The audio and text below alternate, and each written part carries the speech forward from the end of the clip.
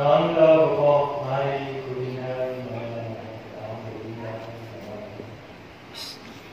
জয় গুৰু শংকৰ সৰ্বগুণনাথ জাতি নাট্য পাম তো হৰিচৰণ কৰি বাই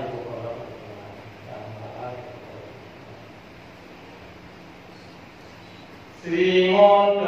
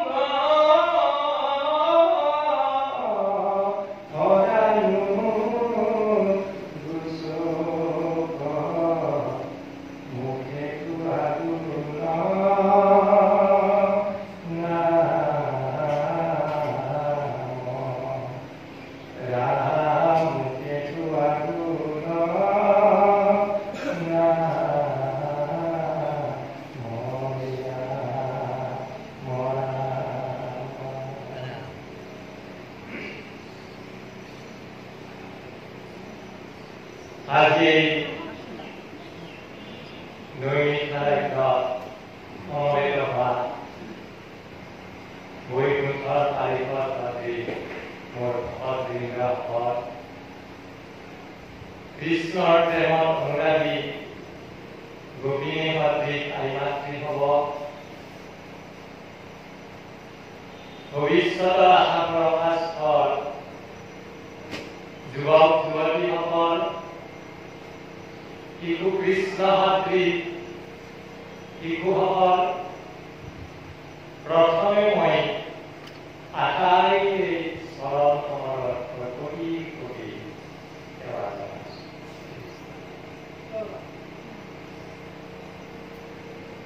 আজি আহি এই ৰাইজৰ মাজত যিটো আধ্যাত্মিক প্ৰেম দেখিলোঁ সঁচাকৈ মই আজি বৰ অভিভূত হৈছোঁ। সঁচা কথা, টকা পইচা ধন ঐশ্বৰ্য বিভূতি থাকিব পাৰে, কিন্তু একমাত্ৰ শান্তি কেৱল যে আধ্যাত্মিক প্ৰেমেৰে ঈশ্বৰ চিন্তাই যে দিব পাৰে, এইটো আজি আপোনালোকে প্ৰমাণ কৰিব। আৰু মই দেখিছো আপোনালোকৰ হৃদয়ে হৃদয়ে এই আধ্যাত্মিক প্ৰেম ধৰি ৰাখিছে আৰু এই আধ্যাত্মিক প্ৰেম যাই থাকিব আৰু এই আধ্যাত্মিক প্ৰেমৰ জৰিয়তে এই সমাজখন কেতিয়াও বিচলিত হ'ব পাৰে, কেতিয়াও ইয়াত অপ্ৰীতিকৰ ঘটনা ঘটিব পাৰে, ই সদায় শৃংখলাবদ্ধ হৈ থাকিব আৰু এই আধ্যাত্মিক প্ৰেমে আমাক সজীৱ কৰি ৰাখিব আৰু আমাৰ মনটো সংস্কৃতিবান কৰি ৰাখিব, গুৰুজনাক আমাক উজ্জীৱিত কৰি ৰাখিব। আপোনালোকে জানে যে সুন্দৰৰ মাজত ভগৱান, যি পৰিৱেশ বিশৃংখল, যি পৰিৱেশত কোনো ধৰণৰ শান্তি নাই, অশান্তিৰ পৰিৱেশ সৃষ্টি কৰি থাকে, সেই পৰিৱেশত কেতিয়াও ভগৱন্ত প্ৰভু আহিব নোৱাৰে। আৰু আজি আপোনালোকে যিটো পৰিৱেশ শান্তিময় পৰিৱেশ গঢ়ি তুলিছে, ইয়াত ভগৱন্ত প্ৰভু স্থায়ীভাৱে আছে, ভৱিষ্যতেও থাকিব। আৰু ভগৱন্ত প্ৰভুক ধৰি ৰখা আপোনালোকৰ যিটো এই পৰিৱেশ গঢ়ি উঠিলে, যিটো সঁচাকৈ অনুপম পৰিৱেশ, এটা হৃদয় যোৱা পৰিৱেশ। মই সঁচাকৈ বৰ আনন্দিত হৈছোঁ। আৰু মাহজোৰা এই ভাগৱত পাঠ অনুষ্ঠানটি যিসকল উদ্যোক্তা, উদ্যোগলৈ বা আই মাতৃসকলে হওক বা ভকতবৃন্দই হওক, প্ৰত্যক্ষভাৱে পৰোক্ষভাৱে এই অনুষ্ঠানটি সাফল্যমণ্ডিত কৰাৰ কাৰণে সহযোগ কৰি আছে।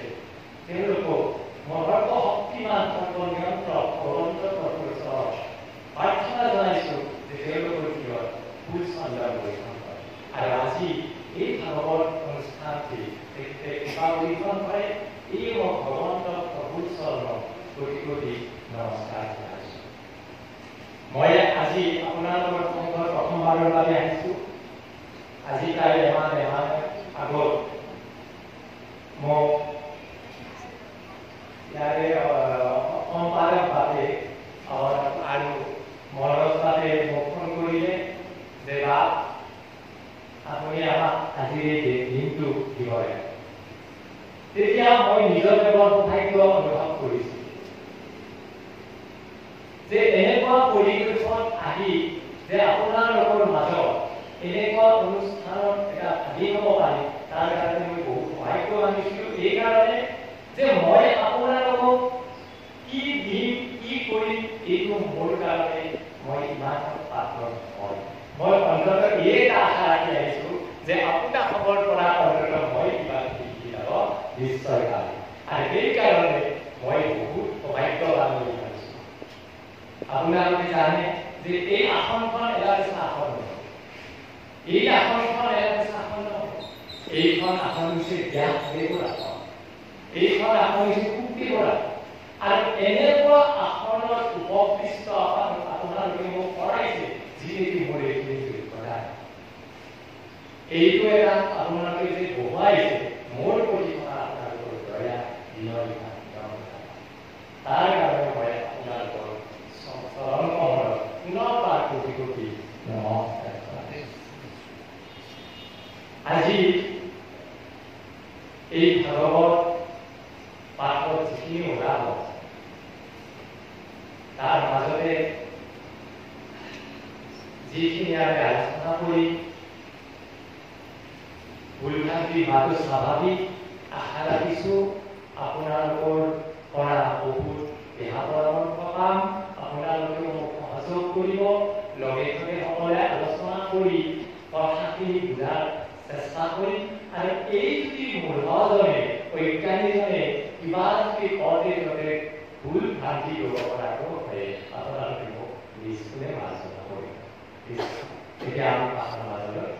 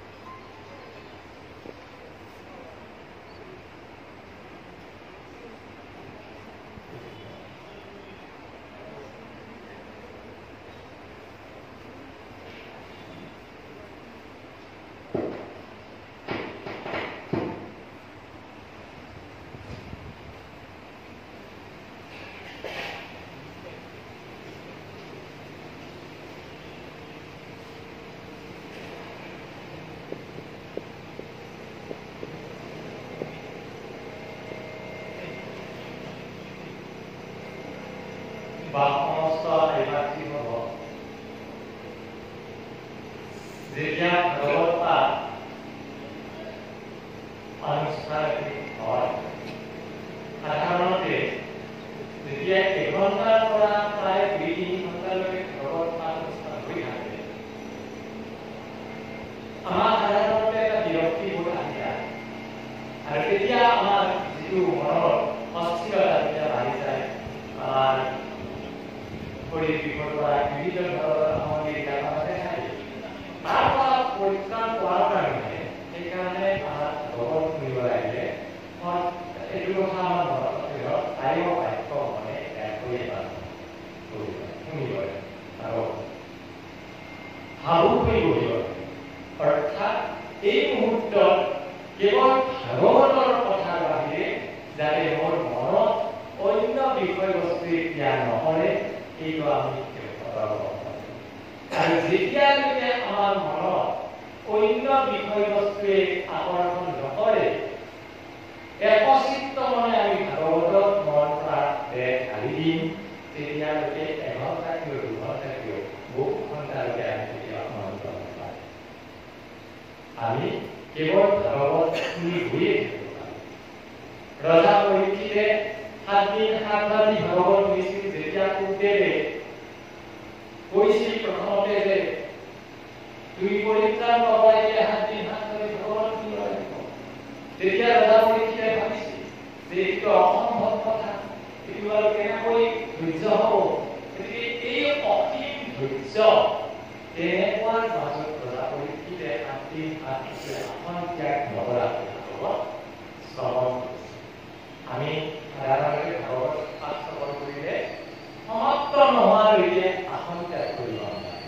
যেতিয়া ভাগৱত সমাপ্ত হ'ব, তাৰপিছত আসন ত্যাগ কৰিব লাগে। আমি দেখা পাওঁ ভাগৱত চলি থাকে, অলপ পঢ়িছে, অলপ শিকিছে।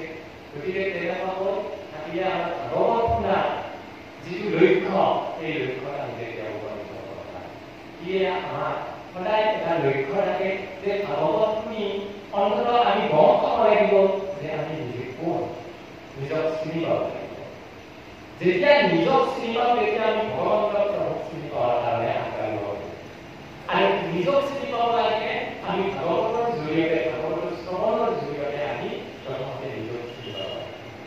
অৰ্থাৎ আমি যে আমি নহয়, আমি যে কাৰো নহয়, আমি যে এজন আত্মা, পৰমাত্মাৰ পৰা আত্মা, এই বস্তুটো আমি যেতিয়ালৈকে আমি বুজি নাপাম, তেতিয়ালৈকে আমি পৰমাত্মাৰ লগত বা ভগৱন্তৰ প্ৰভুক সৃষ্টিৰ লগত আমাৰ সংযোগ স্থাপন। গতিকে আৰম্ভণি কৰাৰ আগতে মই এইখিনি কথা আপোনালোকক ভগৱতৰ পৰা কৰি বা এতিয়া আমাৰ পাঠত আপোনালোকে নিশ্চয় শুনি আছে গোপী উদ্ধৱ সংবাদ। গোপীসকলৰ খবৰ ল'বলৈ শ্ৰীকৃষ্ণ প্ৰাণৰ বান্ধৱ উদ্ধৱক পঠাইছে গোকুললৈ। আৰু সেয়ে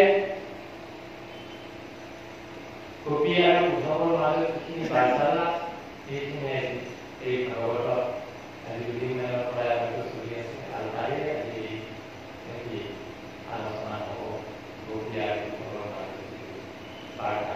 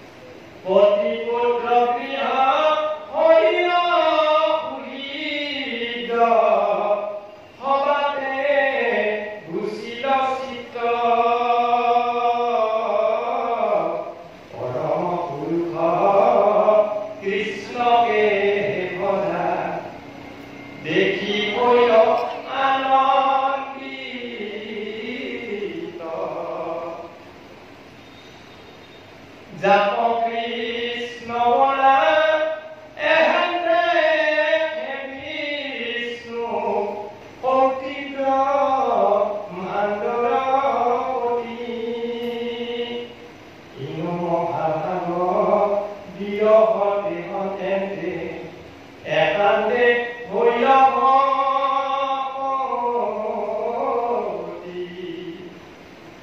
কৃষ্ণৰ পৰম প্ৰিয় তুমি হব, কৃষ্ণ অনুচৰা মনে, কিনো অনুগ্ৰহ আমাৰ মিলিল তোমাৰ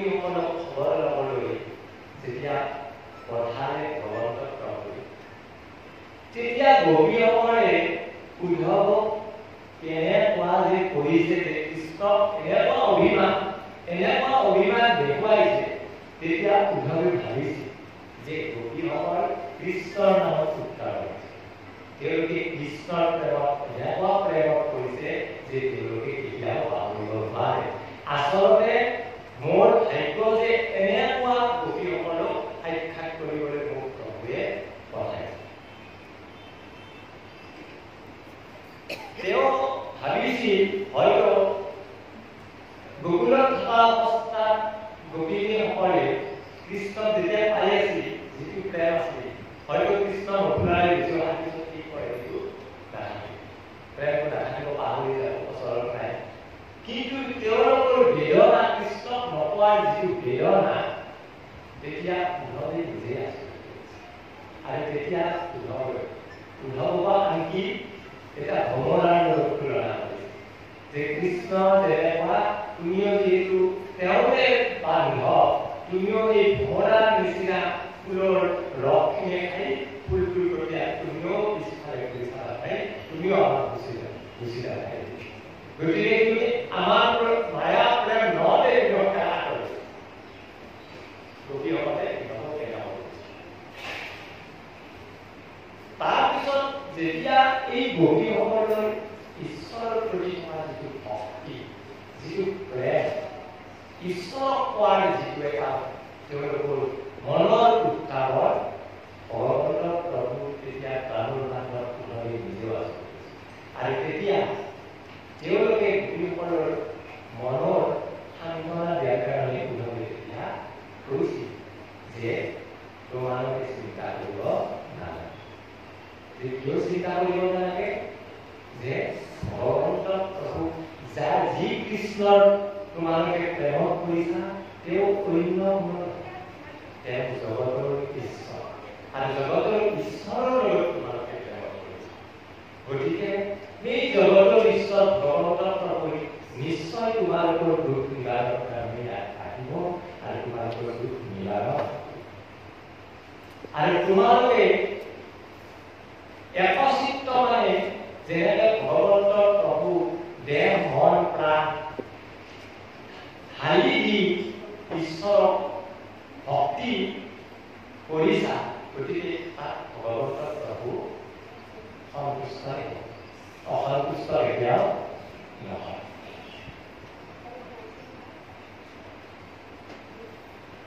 আৰু কৈছে যে তোমালোকে গোপীসকলে কৈছে যে আমি কৃষ্ণক এনেধৰণে ভক্তি কৰিছিলো যি নেকি আমাৰ নিজৰ স্বামী পুত্ৰ সংসাৰ নিজৰ পৰিয়ালৰ কথা ভবা নাছিল কৃষ্ণক কেৱল আমি ভাবিছিলো বাকী আমি কোনোফালে কোনো ধ্যান দিয়া নাছিল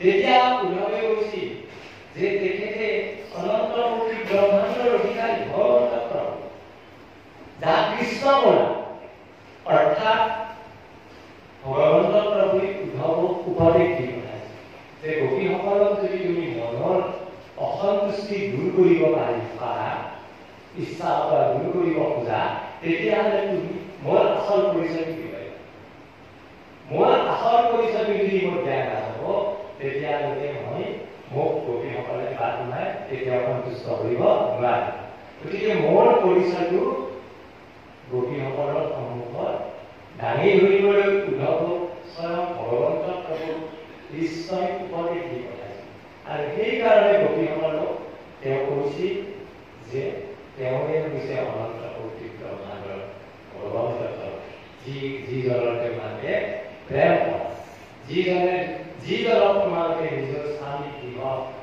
আদি কথা নিজৰ নাভাবিও যিজনৰ কাৰণে তোমালোকে উৎসাহ দিছা তেওঁ হৈছে জগতৰ স্বামী জগতৰ ঈশ্বৰ তেওঁৱে হৈছে সকলো জীৱতে থকা আত্মাৰ চলাচল ভগৱন্ত তেওঁৱে হৈছে সৰ্বগুণা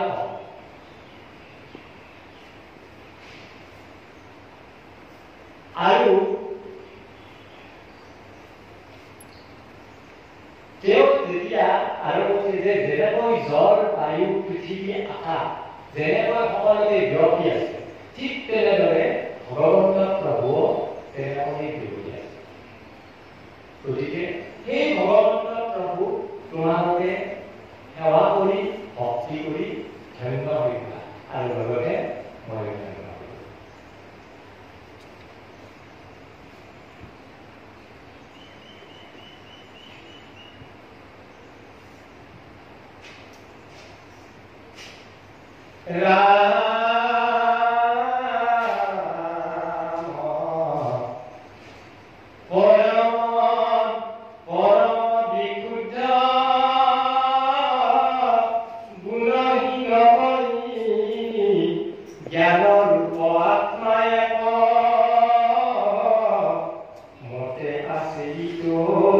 জগত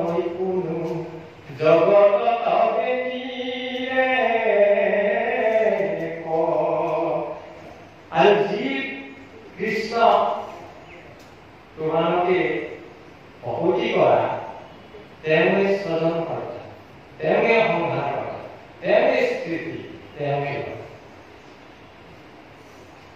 গতিকে তেওঁ নিৰ্গুণ। উদ্ধৱে গোপীসকলক কৈ আছে যে তেওঁ নিৰ্গুণ। গতিকে এই সমস্ত জগততে তেওঁৰ বাহিৰে আৰু কোনো নাই। জীৱ জগতখনৰ এই সমস্ত সৃষ্টিখনতে সেইকাৰণে আমাৰ একাদশ খণ্ডত কোৱা হৈছে যে সত্যৰ বিষয়ে কলে এনেকৈ কৈছে যে সমস্ত জগতখন হৰিময় দেখাটোৱে বুজি সত্য।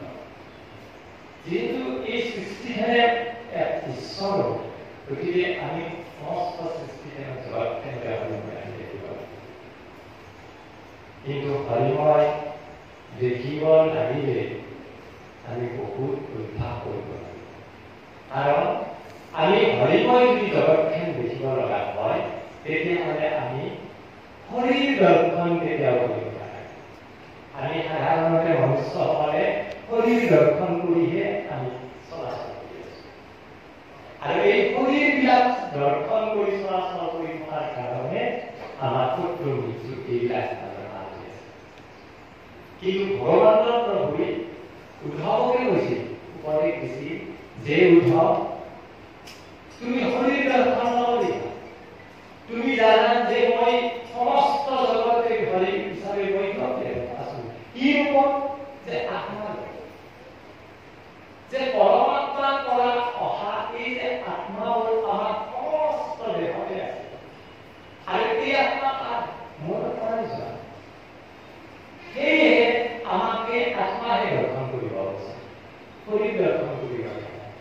যদি আমি আত্মা দৰ্শন কৰিব পাৰো তেতিয়াহ'লে আমি সকলোকে সেৱা এটা কৰাৰ পাত্ৰ হ'ব। আৰু যদি আমি আত্মা দৰ্শন কৰিব নোৱাৰো তেতিয়াহ'লে শৰীৰ দৰ্শন কৰি যেতিয়া চলি তেতিয়া আমাক আপুনি মোক বেয়া পাইছে, মই বেয়া পাওঁ, কি স্বাভাৱিক কথা।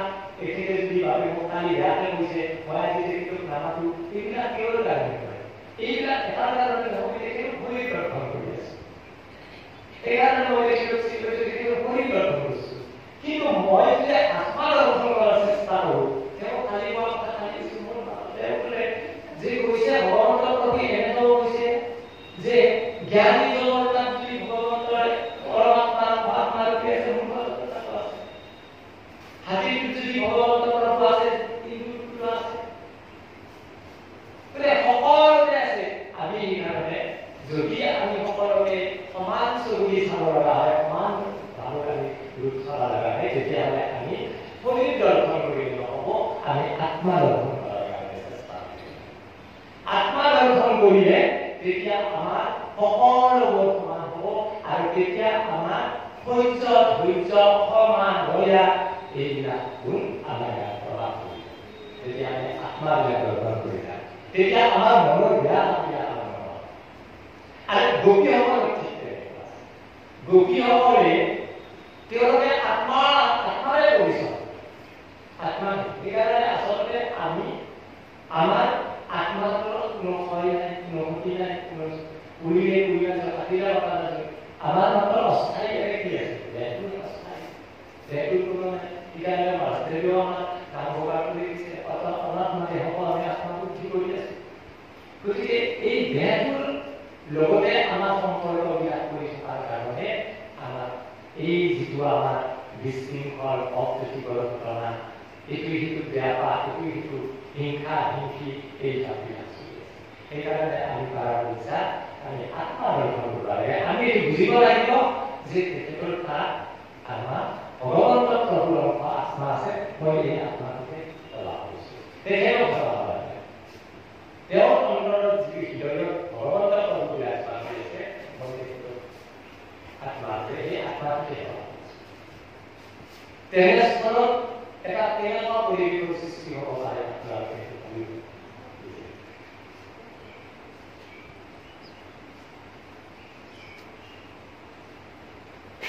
জাগন অপন নিভৰ নিদ্ৰাত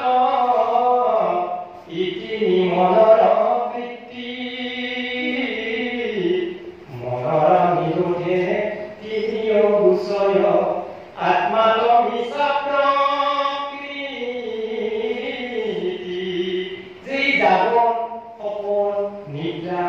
এইবিলাক হৈছে মনৰ একোটা বৃত্তি, হিচাপ বৃত্তি, মনক বিভ্ৰান্তি কৰা এইবিলাক বৃত্তি।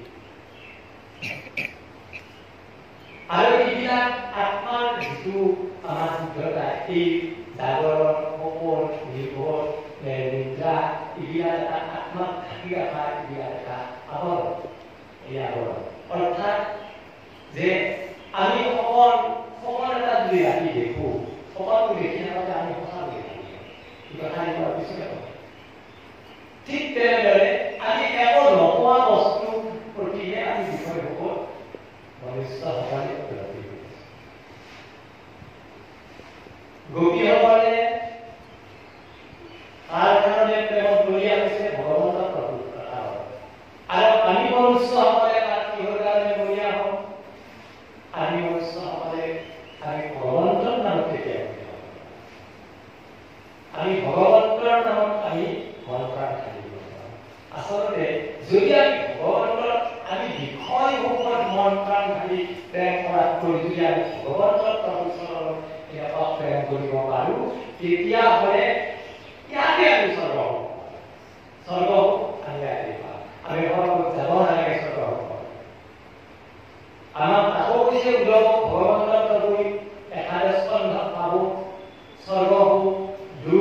গোটেই বৰ্ণনা দি দিছে যে যিজনে ঈশ্বৰৰ ভক্তি কৰি সন্তুষ্টি লাভ কৰে সেইটোৱে হৈছে স্বৰ্গ। অৰ্থাৎ মই যদি ঈশ্বৰক ভক্তি কৰি সঁচা ভক্তি কৰি মোৰ যদি আত্মা সন্তুষ্ট হৈছে, মই যদি সন্তুষ্টি লাভ কৰিব পাৰিছো, তেতিয়াহ'লে মোৰ বৃহৎ হৈছে আৰু যদি মই ভক্তি প্ৰেম নকৰি মোৰ কোনো দিনেই যদি মনত সন্তুষ্টি ভাৱ ল'বলৈ জানো, তেতিয়াহ'লে তেওঁহে দৰিদ্ৰ। আমাৰ সাধাৰণতে দুখীয়া, ধনী বা সুখী, দুখী এইবিলাকত আমাৰ সাধাৰণতে দিয়া যায় টকা পইচা, ধন ঐশ্বৰ্য বিভূতিকে। কিন্তু শাস্ত্ৰ, ভগৱত শাস্ত্ৰই তাৰ ব্যাখ্যাবিলাক বেলেগ ধৰণৰ দিছে।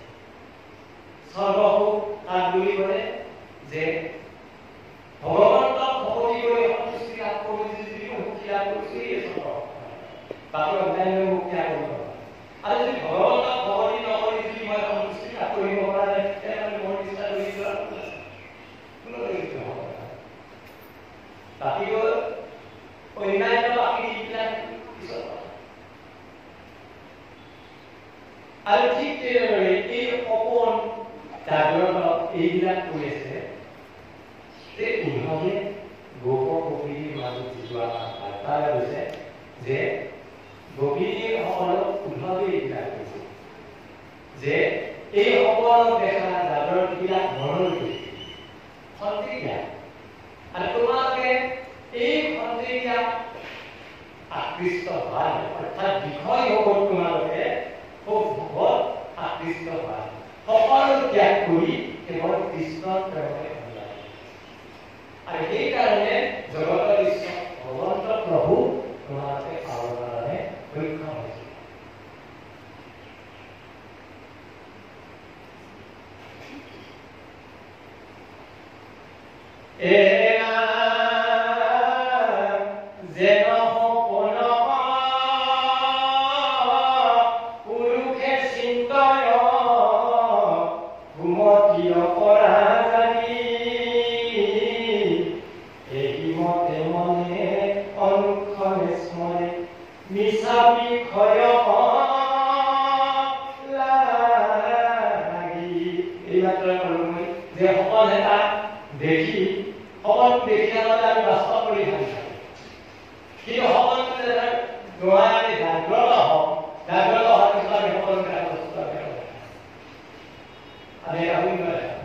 ঠিক তেনেদৰে আমাৰ মনৰ ভাৱনাবিলাকক এনেকৈ আমি য'ত আকৃষ্ট হ'ব লাগে তাত আকৃষ্ট নহয়।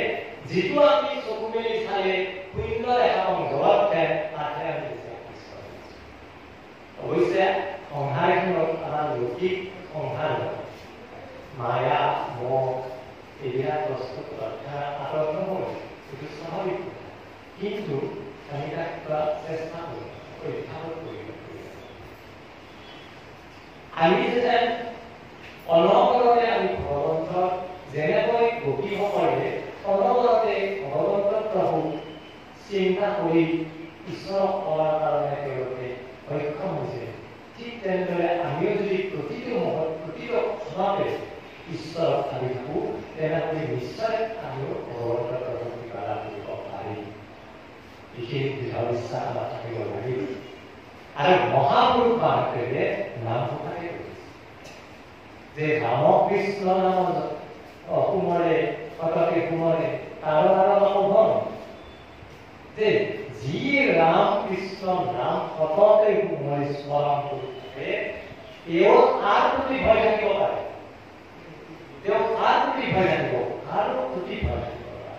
কাৰণ কি আছে ৰামকৃষ্ণ নামৰ মহিমা? কি থাকিব পাৰে যে ৰামকৃষ্ণ নাম মই সততে যদি স্মৰণ কৰি থাকোঁ, যদি মই ৰামকৃষ্ণ নাম কীৰ্তন কৰি থাকোঁ, তেতিয়া কৈছে যে হৰিব বৈষ্ণৱদেৱ বুলিও কৈছে মহাপুৰুষৰ হৰিব দাস হৈ যাব। যদি মই ৰামকৃষ্ণ নাম কীৰ্তন কৰি থাকোঁ, হৰিব দাস হৈ যাব। কি আছে তেখেতৰ এই নামৰ মহিমা? নাম কি আছে? গতিকে এই কাৰণে কৈছে যে ভগৱন্তৰ প্ৰভুৰ নামৰ মহিমা এনেকুৱা। তাক যদি আমি সাধাৰণ এটা উদাহৰণ দিব লগা হয়, যেতিয়া আমাৰ মিঠা বস্তু আছে, অৰ্থাৎ চিনি, মিঠাই, গুড়, নাম লোৱাৰ লগে লগে তাক মিঠা অনুভৱ কৰিব লাগিব, তাক আমি লগে জিলাপ দিব লাগিব, তাৰপিছত আমি মিঠা পাওঁ। কিন্তু ভগৱন্তৰ প্ৰভুৰ নামৰ মহিমা আহিলে আমি নামটো লোৱাৰ লগে লগে আমি সন্তুষ্টি প্ৰকাশ কৰোঁ। এইটো নামৰ মহিমা। সেইকাৰণে মহাপুৰুষ মাধৱদেৱে লিখিছিল যে যিজনে ঈশ্বৰৰ নাম ল'ব, তেওঁ হিংসা, অসূয়া, তিৰস্কাৰ, অহংকাৰ, কাম, ক্ৰোধ, লোভ, এটা মনুষ্যৰ কাৰণে যিবিলাক নেদেখা শত্ৰু আছে তাক কোনেও গ্ৰাস কৰিব নোৱাৰে। আৰু যেতিয়া এইবিলাক বস্তু এজন মনুষ্যক গ্ৰাস নকৰিব, তেওঁৰ কাৰণে অপ্ৰীতিকৰ ঘটনা ঘটিব নোৱাৰে, তেওঁ কোনোদিন অপ্ৰীতিকৰ কাম কৰিব নোৱাৰে, কোনোদিন সমাজৰ ক্ষতি কৰিব নোৱাৰে, সদায় তেওঁ সমাজৰ উন্নতিৰ কথা ভাবিব, তেওঁ তাৰ প্ৰতি ভয় থাকিব। তেতিয়া আৰু যেতিয়া আমি ৰামকৃষ্ণৰ নাম নলওঁ, তেতিয়া মানে আমি বেয়া কাম এটা কৰাৰ কাৰণে আমি নাপাম। এক মিনিট সময় বৰ্তাই হ'ব পাৰে। সেইকাৰণে যে আমি নাম কীৰ্তন ল'লেও লোৱাৰ আমাৰ কথা। আজি যদি আমি তাক একান্ত মানে অচিত্ত মানে আমি ঈশ্বৰ ভজনা কৰি নাম ল'ব নোৱাৰো, তেতিয়াহ'লে আমি নাম ল'লেই আমি ভগৱানৰ আশ্ৰয় পাব নোৱাৰো। আপোনালোকে দেখি থাকে নিশ্চয় যে আমাৰ ভকত সমাজৰ মাজতো আমাৰ হেৰি যায় থাকে, ইজনৰ সিজনৰ প্ৰতি মিল নহয় আমি দেখি থাকো। কিয় বাৰু এনেকুৱা? এনেকুৱা হ'ব নালাগে। তেখেতলোকৰ ঈশ্বৰৰে নাম লয়, তেখেতলোকৰ ভগৱন্তৰ কথা, অৰ্থাৎ যেনেকৈ নাম ল'ব লাগে তেনেকুৱা নাম লয়। যেনেকৈ ঈশ্বৰক ভজনা কৰিব লাগে তেনেকৈ আমি ভজনা কৰা নাই, ল'ব লাগে লৈছোঁ, কৃষ্ণৰ নাম ল'ব লাগে লৈছোঁ, নিয়মটো ৰক্ষা কৰাৰ কাৰণে। তেনেকৈ ল'লে আমি ভগৱন্তৰ পাব নোৱাৰোঁ। সেইকাৰণে আমি যদি একান্ত কৃষ্ণ যিখিনি সময় আমি কৃষ্ণক উপাসনা কৰি সেইখিনি সময়ত সংসাৰে আমাক পৰিত্যাগ কৰিব, সেইখিনি সময়ত সংসাৰে ভগৱন্তৰ প্ৰভুসকলৰ চৰণত অৰ্পণ কৰক। যে এইখিনি সময় যে ভগৱন্তৰ প্ৰভুৰ নাম দিছোঁ, 24 ঘণ্টাটো আমি নিজৰ কৰ্মতে আমি অতিবাহিত কৰোঁ। গতিকে এই 24 ঘণ্টাৰ ভিতৰত যদি আমাৰ আধা ঘণ্টা টাইম উলিয়াইছোঁ ঈশ্বৰৰ নাম লোৱাৰ কাৰণে, তাতো যদি মই মনটো বৰবাদ কৰি দিওঁ, তেতিয়াহ'লে মোৰ এইটো অহা। সেয়েহে আমাৰ 24 ঘণ্টাটো 23.5 ঘণ্টাই আপুনি নিজৰ কাৰণে কাম কৰক, অন্তত সদায় আধা ঘণ্টাটো একেবাৰে অচিত্ত ঈশ্বৰৰ চৰণত অৰ্পণ কৰক। আৰু এই আধা ঘণ্টা টাইমখিনি আপোনালোকে নিজৰ সংগ্ৰামখন ভগৱন্তৰ চৰণত অৰ্পণ কৰক। তেখেতে যি কৰে কৰিব, মই এই যিটো বিশ্বাস, এই বিশ্বাসটো আমি হৃদয়ত চলাই এইকাৰণে আমাৰ এইটোও কৈছে যে প্ৰথম অধ্যায় পোৱা যায়, যেতিয়া আমাৰ পৰিযুগ আৰম্ভ হয় যেতিয়া এই কলিযুগ আৰম্ভ হওঁতে উদ্ৰমণি সংগ্ৰাম আঠাইছ সহস্ৰ সংগ্ৰাম আদি কৈছিল যে প্ৰভু গুৰুদেৱ আমাক ভগৱন্ত প্ৰভু গুণগুণীয়া গুৰুনা ভগৱন্ত প্ৰভু কৃষ্ণ লীলা শিক্ষা শুনোৱা কাৰণ কলিত প্ৰৱেশ হৈছিল আৰু য'ত শ্ৰৱণ কীৰ্তন কৰিছিল 28 সহস্ৰ ঋষি সমবেত হৈছিল সেইখন হৈছিল নৈমিষাৰণ্য য'ত নৈমিষাৰণ্যত কলিত প্ৰৱেশ কৰিব নোৱাৰে য'ত ভগৱন্ত প্ৰভু নাম কীৰ্তন শ্ৰৱণ কীৰ্তন হৈছিল তাত কলিত প্ৰৱেশ নাই সেইখনে হৈছে নৈমিষাৰণ্য আৰু সেই নৈমিষাৰণ্যত কলিত প্ৰৱেশ নোহোৱা ঠাই নৈমিষাৰণ্যত 28 সহস্ৰ যেতিয়া ঋষিসকলে যেতিয়া নিৰ্দিষ্টকৈ যেতিয়া ভাগৱত শুনাৰ কাৰণে তেওঁলোকে আগ্ৰহ প্ৰকাশ কৰিছিল তেতিয়া তেওঁলোকে কৈছিল যে আমাক উপায় আমি বহুত হোম যোগ যজ্ঞ আমি গোটা কৰিলোঁ কিন্তু আমাৰ একো ভয় নালাগে কিন্তু তুমি কোৱা নিচিনা আমি ভগৱন্তক আৰাধনা কৰোঁ ভগৱন্তক তথাপি ভয় নালাগে কাৰণ কি যে হয়তো আমি যেনেধৰণে খুজিব লাগে তেনেদৰে খোজা ভগৱন্তৰ প্ৰভু সেইকাৰণে আমি হয়তো এনেকুৱা ভাবিছোঁ গতিকে এইবিলাক কথা আমাক প্ৰথম অৱস্থাতে আমাক প্ৰথম স্কন্ধতে এইবিলাক আমাক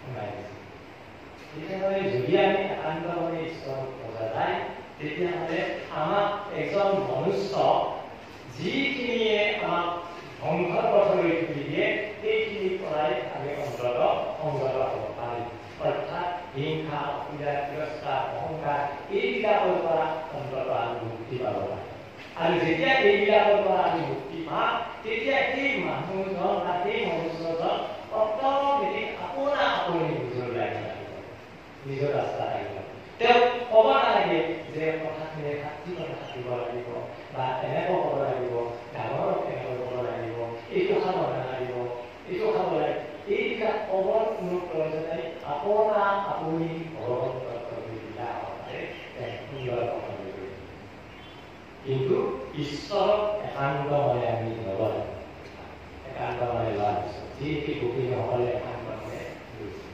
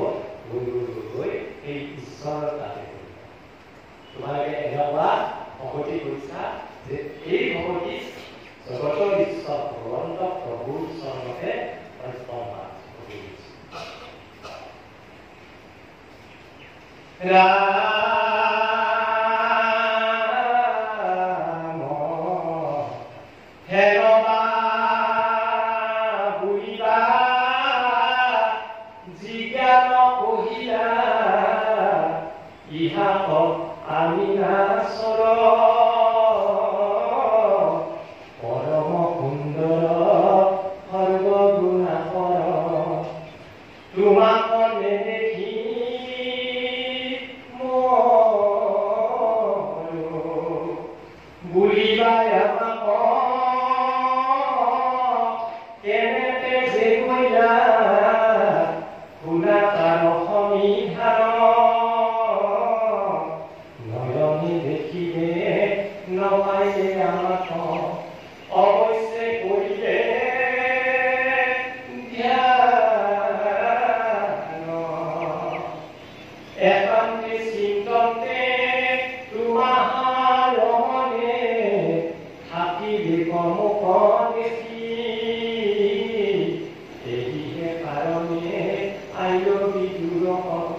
হেদয় আহমে সখী যেন প্ৰিয়পতি বিদেশ ভগলে নাৰীয় মনে সবুলি আজি পৃথিৱীখনে স্বামীকে হেঁচিতে কৈ খানি আহিবা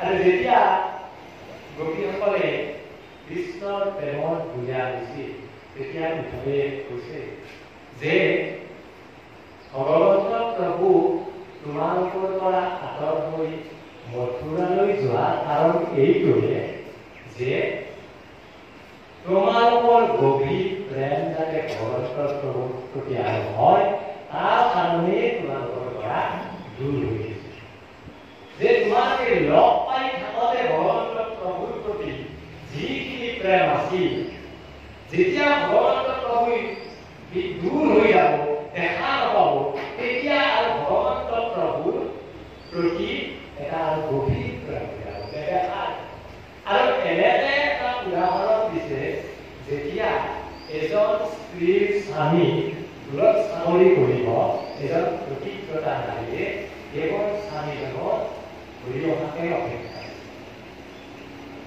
তেখেতে তেতিয়া ঘূৰি আহিব এই যিটো স্বামীজনৰ প্ৰতি অটুট ভক্তি অটুট প্ৰেম ঠিক তেনেদৰে ভগৱন্ত প্ৰভু মথুৰালৈ যোৱাৰ পিছত তোমালোকে তেওঁৰ নেদেখা গৃহত যিটো এটা গভীৰ প্ৰেম হৈছে সেই গভীৰ প্ৰেমটোৰ কাৰণে তোমালোকক এই মথুৰা কিন্তু ঘূৰি আহিব তোমালোকক নিশ্চয় ভগৱন্ত এইবিলাক আচলতে এই গোপীসকলৰ যিটো মায়া আৰু মন আমাক মায়াই তাৰমানে জগতখনত মানে আমাৰ মাজত পাতি আমাক মায়াই বহুত উদ্ধাৰ কৰা যিটো আমাৰ আত্মাৰ পৰা যিটো অনুভূতি হৈ যিটো প্ৰেম আহে ভগৱন্ত প্ৰভুৰ প্ৰতি হওক বা অন্যৰ প্ৰতিয়ে আমাৰ সাধাৰণ মনুষ্য কথাই হওক সাধাৰণতে পৰমাত্মাৰ অংশ আত্মাৰ পৰা প্ৰেম অনুভূতিটো জাগ্ৰত হোৱাটোৱে তাত তিনিটা বস্তুৱে আমাক গ্ৰাস কৰিছে যি তিনিটা হৈছে মূল আৱৰণ বিক্ষেপ অৰ্থাৎ যি এনেকুৱা আৱৰণ আছে যে কাৰোবাক কন্যাই কৰি নিজে সুখত থকা মনোভাৱ কাৰোবাক কন্যাই কৰি নিজে সুখত থকা এটা মনোভাৱ আৰু যিটো আমাৰ চঞ্চল মন আৰু আৱৰণটো হৈছে আমাৰ যিটো মানুহৰ ময়মত্বতা অৰ্থাৎ ময়ে শ্ৰেষ্ঠ ময়ে কৰিলোঁ মোৰ দ্বাৰাই এইটো হ'ল কেৱল মই বাহিৰে ইয়াত আৰু কোনো নাই এই যিটো মনোভাৱ এই ভাৱটোৱে আমাক আত্মাৰ যিটো আমাৰ শুদ্ধ ৰাস্তাৰ দৰ্শন সেই দৰ্শনৰ পৰা আমাক বাধা সৃষ্টি কৰে সেইকাৰণে আমি মায়াটোৰ পৰা কেনেকৈ বাচা যায় মায়াটোৰ পৰা যদি আমি কিছুমান এনে ৰাস্তা ল'ব লাগিব যিটো মোক গতি লাভ কৰা সুবিধা দিয়ে ভগৱন্ত প্ৰভুৰ মিলন হোৱাৰ মোক ৰাস্তা দিয়ে যিটো মোক ক্ৰোধৰ পৰা বাচক মোক পৰিত্ৰাণ কৰে যিটো মোক অহংকাৰৰ পৰা পৰিত্ৰাণ কৰে গোপীসকলৰ এইবিলাক মনত ভাৱ নাছিলে আৰু অহংকাৰটো মানুহৰ আটাইতকৈ ডাঙৰ সেয়েহে আইমাতৃ বান্ধৱসকলক আমাৰ মানুহৰ শত্ৰু দেখা পায় অৰ্থাৎ আপুনি মোৰ শত্ৰু মই আপোনাৰ শত্ৰু আপুনি মোক দেখা পায় আপুনি মোৰ পৰা সাৱধানে চলিব যে তেখেতে মোক অপমান কৰে গতিকে মই তেওঁৰ ওচৰত কিন্তু অহংকাৰ কৰা শত্ৰুটো দেখা নাপায় আপোনাৰ ভিতৰত থকা অহংকাৰ এই শত্ৰুটো দেখা নাপায় আৰু এই শত্ৰুটো যেতিয়া আপোনাক লগ দিব তেতিয়া আপোনাৰ মুখেদি কি হ'ব কি খাব, হাতেদি কি কৰিব, ভৰিদি খোজ পেলাব, তাৰ কোনো বিচাৰ নোহোৱা হৈ গ'ল। গতিকে আপোনাক বিপদহে পৰিচালিত মানে লৈ যায়। যিটো মহিমন্ত ভাৱ, এই অহংকাৰে আমাক লৈ যায়। সেইকাৰণে আমি অহংকাৰৰ পৰা পৰিত্ৰাণ পাব লাগে। অহংকাৰৰ পৰা পৰিত্ৰাণ পালে আমাক ক্ৰোধটো নহয়। ক্ৰোধটো আমাৰ সাধাৰণতে মনুষ্য এজনৰ ডাঙৰ ভুল। আৰু ক্ৰোধটো হৈছে ধুমুহা। ধুমুহাৰ লগত আমি ক্ৰোধটো তুলনা কৰিব পাৰোঁ। যেনেকৈ ধুমুহা আহিলে আমি ঘৰৰ ভিতৰত দৰ্জা থাকি পানী আমি সোমাই থাকোঁ। যেতিয়া ধুমুহাটো ঠাণ্ডা হয়, তাৰপিছত আমি দৰ্জা থাকি গম পালোঁ যে কাৰোবাৰ ঘৰবোৰ ভাঙি নিলে, কৰবাত গছ বাগৰিলে, ক'ৰবাত কিবা হ'ল, এনেকুৱা আমি ক্ষতিসাধনবিলাক কেতিয়া পাওঁ? ক্ৰোধটো তেনেকুৱা। যেতিয়া এজন মনুষ্যৰ ক্ৰোধ উঠিব, সেই ক্ৰোধত কি কৰিব তেওঁ ক্ৰোধ উঠি থাকোঁতে গম পায়। যেতিয়া ক্ৰোধটো ঠাণ্ডা হ'ব, তাৰপিছত গম পায়, মই ক্ৰোধতে এইটো কৰিলোঁ, এইটো কৰিলোঁ, এইটো কৰিলোঁ। সেয়েহে আমি ক্ৰোধৰ পৰা, অহংকাৰৰ পৰা, হিংসা, আনৰ প্ৰতি কোনো সহনশীলতা, সহজ সৰলতা, সদায় দয়া ভাৱ, মৰম, চেনেহ, ক্ষমা, এই ভাৱটো যাতে আমাৰ মনত প্ৰায় মানুহৰ থাকে, সেইটোৰ কাৰণে আমি ভগৱন্তৰ চৰণত সদায় প্ৰণিধান জনাই। মায়া কৰা আমি কাৰণে আমাৰ আছে পাতিছা মায়াৰ খেলা মনুষ্যৰ ঘৰে, দিন গৈল মিছা মাজে, ৰাত্ৰি গৈল নিবে, মনৰে মন পক্ষী মোৰ নিতে ৰব ঘৰ সাজে, পাতিছা মায়াৰ খেলা মনুষ্যৰ ঘৰে। গতিকে এই মনুষ্যৰ লগত ভগৱন্ত প্ৰভু মায়াৰ খেলা আৰু মনে নিতে নতুন নতুন এটা ঘৰ বনোৱাৰ পৰিকল্পনা কৰিছে।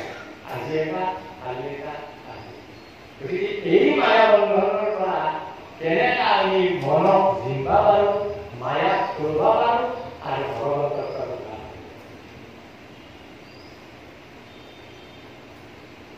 সেইকাৰণে মহাপুৰুষ মাধৱদেৱে এইখিনিও কৈছে যে মহন্তৰ সংজ্ঞা সাজু কথাৰকে মনক জীৱ নেই, মায়াক দৰিয়া ধনিক বাইজনক উপাৰ উল্টাৰ। তেওঁ ভগৱন্তৰ প্ৰভু পোৱাৰ সহজ উপায়। সেইকাৰণে মহন্তৰ সংগ্ৰহ অৰ্থাৎ য'ত ভাল কথা চিন্তা চৰ্চা হয়, য'ত ভগৱন্তৰ প্ৰভু নাম শ্ৰৱণিত হয়, তাত আচলতে ভগৱন্তৰ নাম মায়াক কৰা মনক বুজিলে, তাৰপিছত ভগৱন্তৰ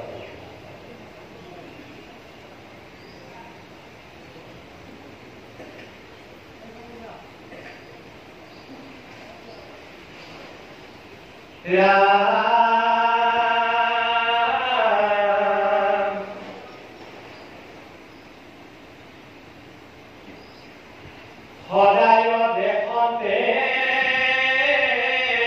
হেলা হয় মতি, হৰিমতি প্ৰেম নাথাকে, এতেকে অন্তৰ হৈল কি হব, অসুয়া এৰাই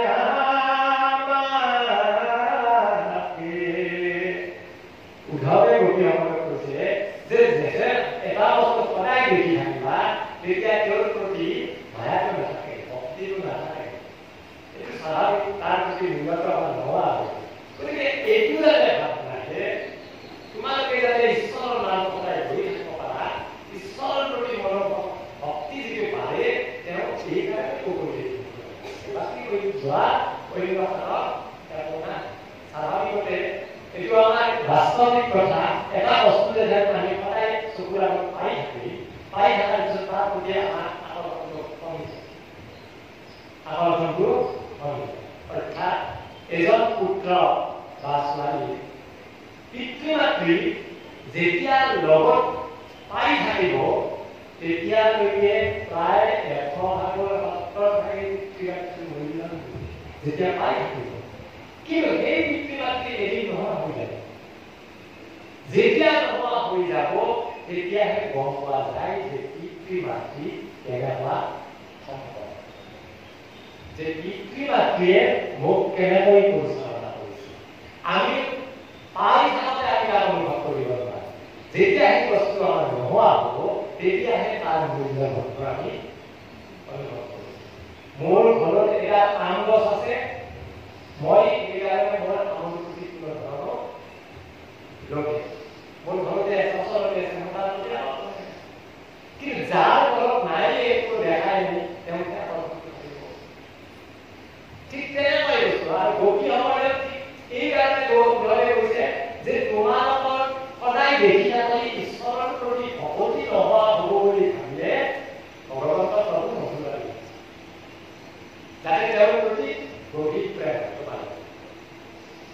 নকোৱাৰ যিটো বেদনা নকোৱাৰ বেদনাটো বৰ ডাঙৰ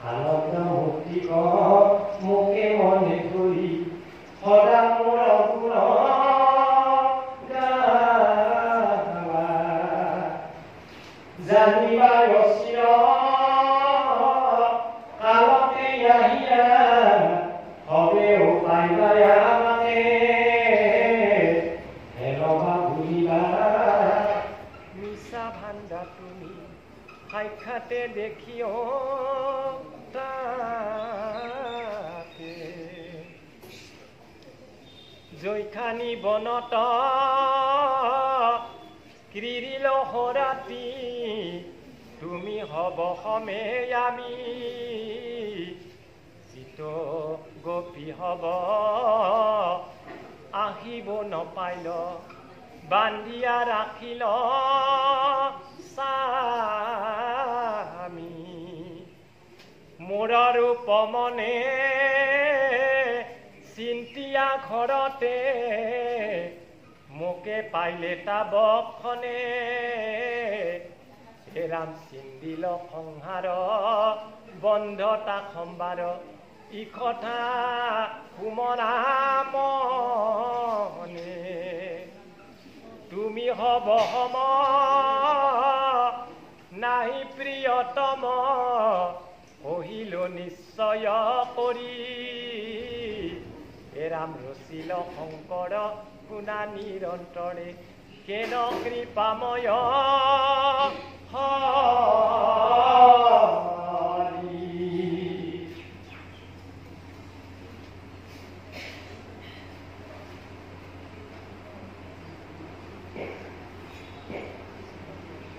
যে সমস্ত বিষয় দৃষ্টিগোচৰ মোকে মাত্ৰ হয় চালা অৰ্থাৎ যিটো বিষয় হকে আমাৰ ভগৱন্ত প্ৰভুৰ চৰণ ৰাস্তা বাধাৰ সৃষ্টি কৰে তেনেকুৱা দৃষ্টিৰ পৰা আঁতৰ হৈ আহি একমাত্ৰ ভগৱন্ত প্ৰভুৰ চৰণে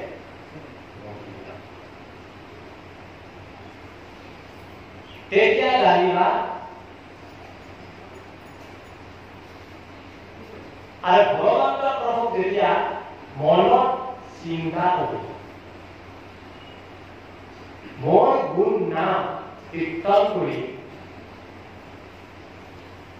তেতিয়া থাকিব ভগৱন্ত প্ৰভুকে হৃদয়ত ধ্যান কৰি থাকিব তেওঁৰ হৃদয়ত যেতিয়া ধ্যান কৰিব তেওঁৰে মুক্তি দেখিব তেতিয়া তেওঁ আনন্দত উপস্থিত হ'ব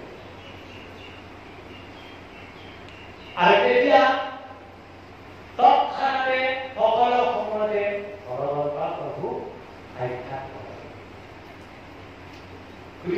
কথাখিনি কিমান মানে ধৰি ল'ব লগা যে ভগৱন্ত প্ৰভু পাবা লাগি আমি কেনেকুৱা উপায় অৱলম্বন কৰিব লাগে।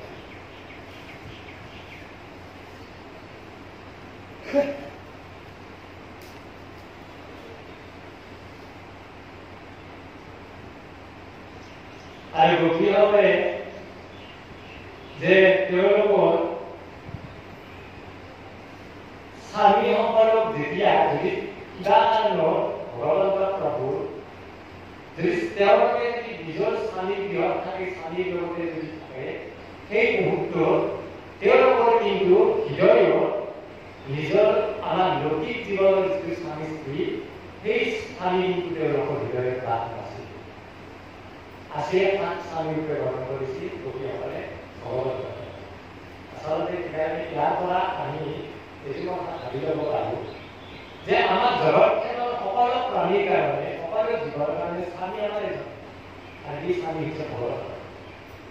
আমাৰ লৌকিক জীৱনৰ যিটো স্বামী স্ত্ৰী থাকে, সেইটো আমাৰ এজন নাৰীৰ কাৰণে স্বামীজন তেওঁৰ দেৱতা হ'ব পাৰে, কিন্তু তেখেতৰ পত্নী বা স্ত্ৰী অৰ্ধাংগিনী হ'ব, কিন্তু স্বামী হ'ব নোৱাৰে। স্বামী একমাত্ৰ হৈছে জগতৰ একমাত্ৰ ভগৱন্ত। সকলোৰে পুৰুষ, মহিলা, শিশু আদিকে সকলোৰে স্বামী কেৱল ভগৱন্ত। আৰু যিটো আমাৰ গুৰুজনাই প্ৰভাত চৰিত্ৰ ঘোষা সহকাৰে প্ৰদৰ্শন কৰি স্বামীয়া নেৰুৱা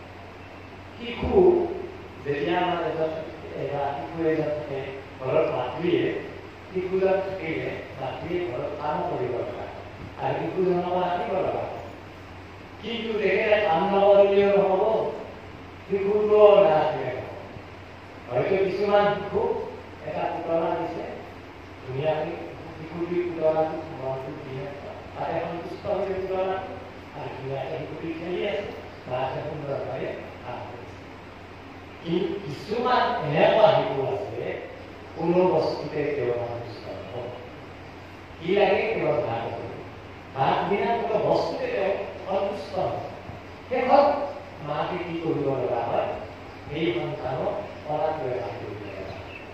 ঠিক তেনেদৰে ভগৱন্ত প্ৰভুৰ প্ৰতি পলাত এনেকুৱা আছিল যে তেওঁ একোতে সন্তুষ্ট হোৱা নাছিল, কেৱল ভগৱান।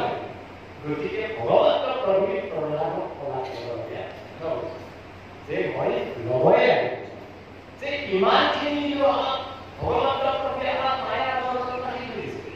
ভগৱন্ত প্ৰভুক ইমান সহজ বস্তু বনাব পাৰে। তেওঁ আমাক দিছে টকা দিছে, টকা পইচা ধন কৰিছে মোক কিয় লাগে মোক লগা খৰচ নাই ভগৱানৰ প্ৰতি আমাক সহায় কৰি দিছে কিন্তু আমি জানো তাতে তেওঁ দিলে বুলি আমি তাতে মগ্ন হৈ থাকিলে হ'ব গতিকে এনেকুৱা লোক আছে যে তেওঁ আমাক এই মায়াৰ মাজত যিখিনি আমাক দিছে তাক আবদ্ধ হৈ নাথাকিলেও ওলাই আহি যে কৰিছে যে ভগৱন্তক দৰকাৰী কেৱল ভগৱন্ত গতিকে এনেকুৱা প্ৰহ্লাদৰ ভগৱন্ত প্ৰভুৰ প্ৰতি বিশ্বাস প্ৰভুৰ প্ৰতি ভক্তি যি নেকি তেওঁ মানে এটা সুদাৰ ভগৱন্ত প্ৰভু দেখি এনেকুৱা এটা বস্তু নাই আজি এতিয়াও বোলে চকুৰে দৰকাৰ হ'ল ভগৱন্ত প্ৰভু সকলোতে ভগৱন্ত প্ৰভুকে ৰাখে কেৱল একাদশ মানে ভগৱন্ত প্ৰভু বুলি আৰু তোমাৰ প্ৰতি ইমান বিশ্বাস ভগৱন্তৰ প্ৰতি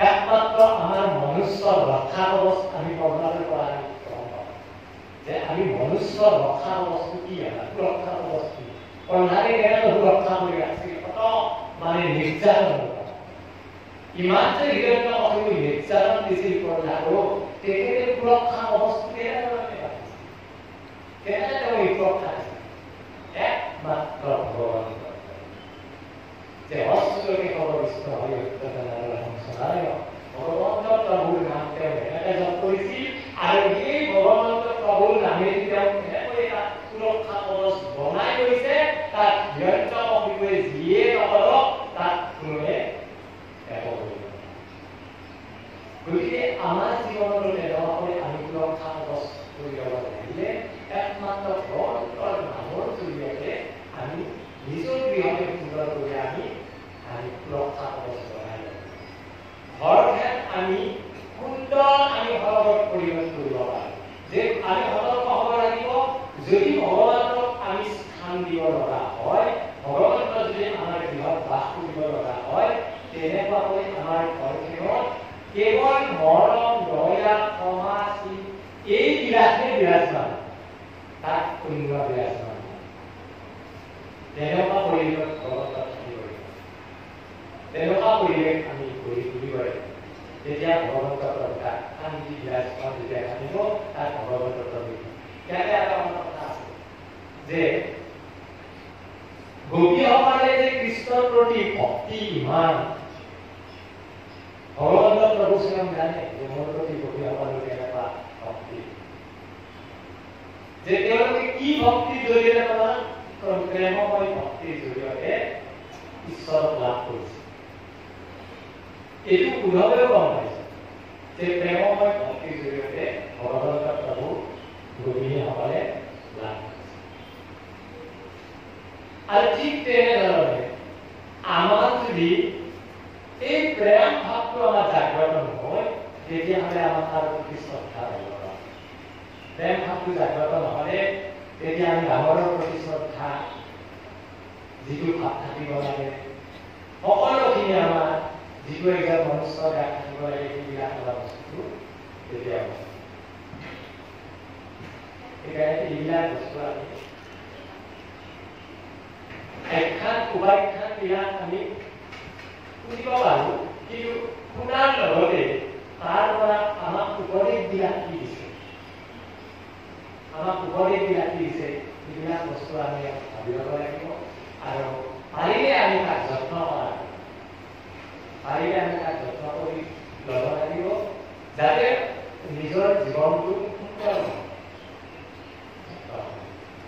সেইকাৰণে আমাৰ কৰম লয় ভজন লয় সৰণৰ কথাটোৱে হৈছে যে সৰম সাধাৰণ ক'বলৈ গ'লে আমাৰ বৰ্তমান প্ৰায়বিলাকে আমাৰ সৰম লোৱা যায় কিন্তু আশ্ৰয় তাৰ ওচৰত আশ্ৰয় লোৱা যাব যে ভগৱন্ত প্ৰভুৰ ওচৰত কৃষ্ণদেৱৰ ওচৰত আমি আশ্ৰয় লৈ কিন্তু আমি জানো আশ্ৰয় লৈ থাকিলে আমি ভগৱন্ত প্ৰভুৱে আমাক আশ্ৰয় দিব কিন্তু এই আমি সৰল লগে যিখিনি আমাক গুৰুৱে বাক্য দিব সেই বাক্যখিনি আমাৰ এটা জ্ঞান জ্ঞানৰ সৰ্বতে সেইখিনি আমি উচিত প্ৰতিপালন কৰা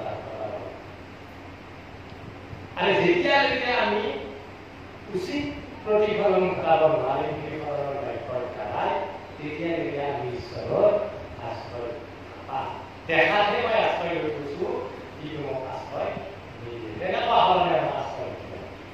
যদি আমি সঁচাকৈ ঈশ্বৰৰ আশ্ৰয় পাব লগা হয়, তেতিয়াহ'লে এই ধৰণৰ বাক্যবোৰ এটা জ্ঞান স্বৰ্গ হিচাপে লৈ তাক আমি কেনেধৰণে ব্যৱহাৰ কৰিব লাগিব, উচিত কৰিব লাগিব, তেতিয়াহে আমি ঈশ্বৰৰ আশ্ৰয় পাম। গতিকে সৰল সাধাৰণতে আমাৰ আশ্ৰয়টো আমি ভগৱন্তৰ চৰণত ল'বই লাগে। আৰু ভগৱন্তৰ চৰণত আশ্ৰয় নোলোৱাকৈ ঈশ্বৰক বুজিলে তেতিয়াহ'লে